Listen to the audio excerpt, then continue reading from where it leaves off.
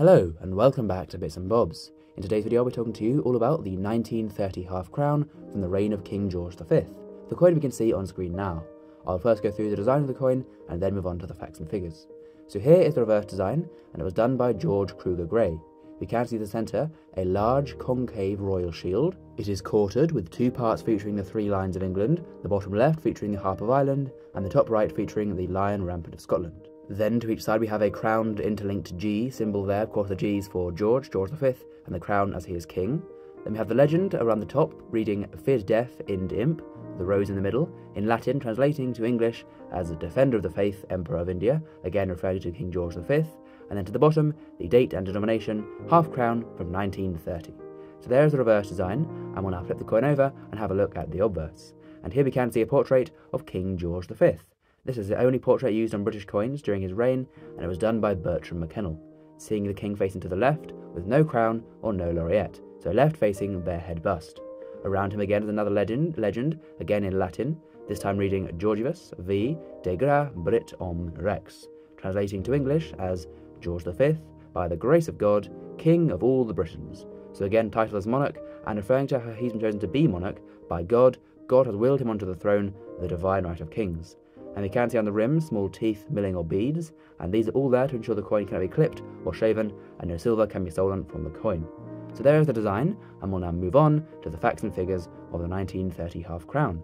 A coin minted at the Tower Hill Mint in London, where the Royal Mint was based between 1810 to 1975.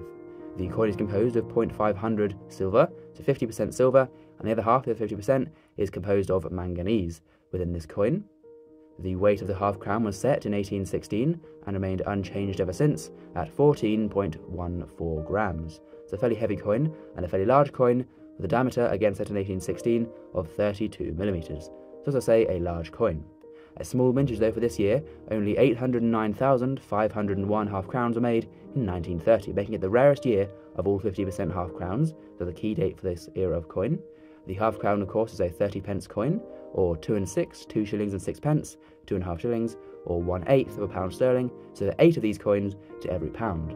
And then back in 1932, a half crown was equal to £10 and 11p today. So very similar to having a £10 note today, or a half crown coin back then, for comparison of the buying power. And the coin was then demonetised in 1969 after serving its use in circulation. Now then, on to the value of the coin today for collectors. The coin will sell for £20 in poor condition, £65 in fine condition, £500 in extremely fine condition, and up to £1,000 in uncirculated grade, all because it's a rarer date, 1930, a scarce date, collectors will pay more for.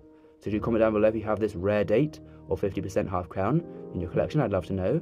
And of course please do subscribe to the channel if you've learnt something new and enjoyed.